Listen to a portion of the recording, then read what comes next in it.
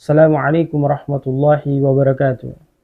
Alhamdulillahilladzi arsala rasulahu bil huda wa dinil haq liyudhhirahu ala dini kulli wa kafa billahi shahida. Asyhadu an la ilaha illallah wahdahu la syarika lah wa asyhadu anna Muhammadan abduhu wa rasuluhu la nabiyya ba'da.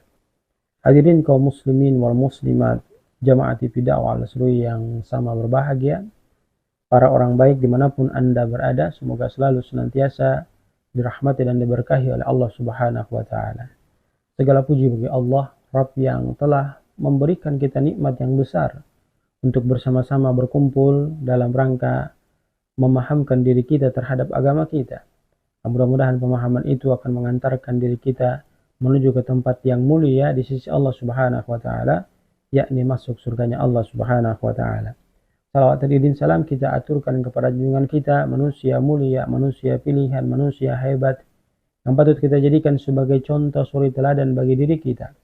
Apa yang dilakukan Nabi berkaitan dengan hubungan keluarganya, apa yang dilakukan Nabi berkaitan dengan hubungan sesamanya, dapat kita contohkan dalam perilaku kehidupan kita sehari-hari, yang dengan konsep itu akan mendatangkan keberkahan pada diri kita.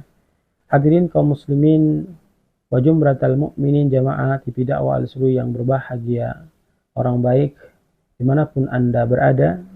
Pada kesempatan yang sangat berbahagia ini kita akan mengangkat pembahasan terkait dengan sholat dapat menghapuskan dosa-dosa pelaku dosa atau pelaku perbuatan maksiat. Kita lihat hadis dari Nabi SAW, an Abi Hurairah radhiyallahu anhu. Dari Abi Hurairah radhiyallahu anhu, dia berkata, annahu sami'a Rasulullah sallallahu alaihi wasallam yaqul, sesungguhnya aku mendengar Nabi sallallahu alaihi wasallam itu bersabda, ara'aitum law anna naharan bi babi ahadikum yastaghsilu fihi kulla yawmin khamsan. Dijelaskan oleh Nabi sallallahu alaihi wasallam, bagaimana pendapat kalian seandainya ada sungai di depan pintu kalian, kemudian salah seorang dari kalian, dia itu setiap hari mandi 5 kali di sungai tersebut. Ma taqulu dzalik yubki min daranihi. Kemudian, apakah menurut kalian masih adakah kotoran yang menempel tersisa pada tubuh badannya? Qalu, maka berkatalah mereka, la yubuki min daranihi syai'an. Tidak akan mungkin menempel kotoran di tubuh seseorang itu ketika dia di depan rumahnya ada sungai, kemudian dia mandi 5 kali dalam sehari. Fadzalika mithlu salawatil khams yamhullahu bihil khataya.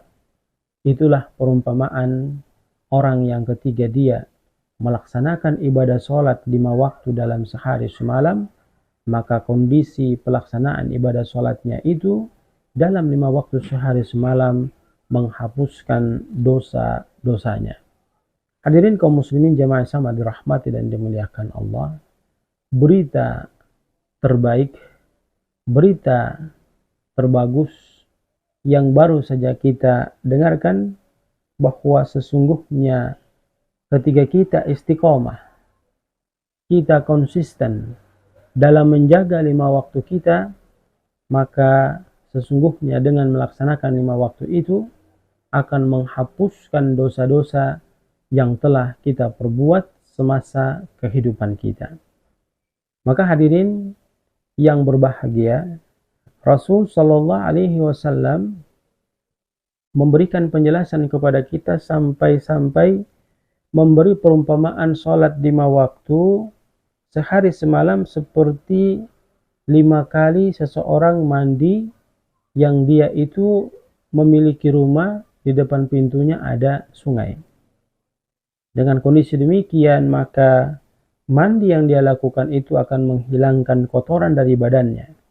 Maka sholat yang kita kerjakan, sholat yang kita istiqomah melakukannya, tidak lalai dalam melaksanakan ibadah 5 waktu, khususnya sholat subuh, duhur, asar, maghrib, dan isya, maka kondisi demikian ketika kita melakukannya dengan ikhlas mengharap ridho dan rahmat Allah Subhanahu wa Ta'ala, tentu akan memberikan penghapusan dosa yang kita lakukan semasa kehidupan kita.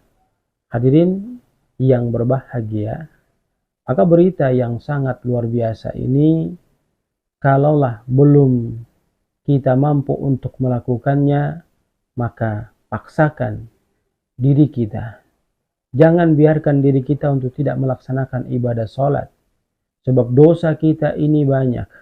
Melalui mata kita, hidung kita, telinga kita, mulut kita, tangan kita, kaki kita, pikiran kita, seluruh tubuh kita selalu senantiasa menghiasi perjalanan kehidupan kita ini dengan menghasilkan dosa pada kehidupan kita.